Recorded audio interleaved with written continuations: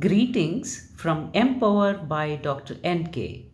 Today I'm going to discuss the IUPAC nomenclature of alkenes and alkynes. In the last video, we talked about alkanes, and today we are going to see the rules for naming alkenes and alkynes. Are you ready? I would like to draw your attention to what are alkenes and what are alkynes.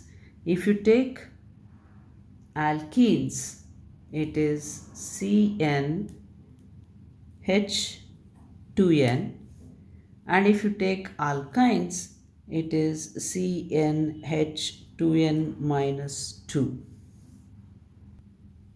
So, let us see what happens in the case of alkenes and what happens in the case of alkynes, and how we are going to use the rules of IUPAC nomenclature to name these compounds.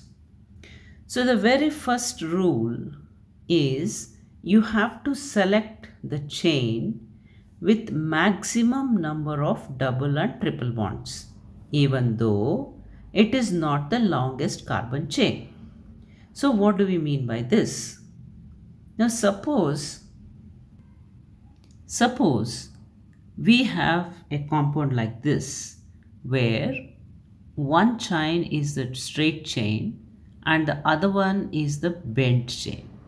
Okay, if you take the longest carbon chain, then it is this one, 1 2 3 4 5 6, whereas the chain with maximum number of double and triple bonds is a straight chain, because it has one double bond and one triple bond.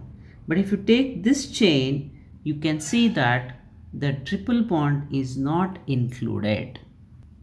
Alright, so therefore here we have to take the straight chain. Now let us come to the second rule, which says number the chain so that the carbon with double or triple bond will get the lowest number. That means if you take this example, the carbon with double bond, the one which is here, and the carbon with triple bond should get the lowest number. Now if you start numbering from left hand side, it is 1 2 3 4 5, which gives a double bond at carbon 2 and a triple bond at carbon 4. Whereas if you number from right hand side, it is 1 2 3 4 5. It will give 1 for triple bond and 3 for double bond. Which one would you prefer is given by the next rule. So among double and triple bond, double bond will get more priority because ENE according to alphabetical order will come before YNE. Alright, so now if you think of the double bond getting more priority, the numbering should be from the left hand side, because second carbon will get the double bond. If you number from the right hand side, the third carbon will get the double bond. Therefore you have to number from the left hand side.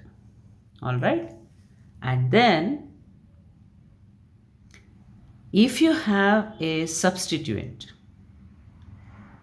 which is also present along with the double and triple bond, then what we need to do is double bond and triple bond will get same priority and it will be more than the substituent. Let us say in this compound itself, we had a substituent, then we give priority to the double and triple bond rather than to the substituent. That's what it means. So now what I want you to do is, I want you to apply these rules and try naming this compound.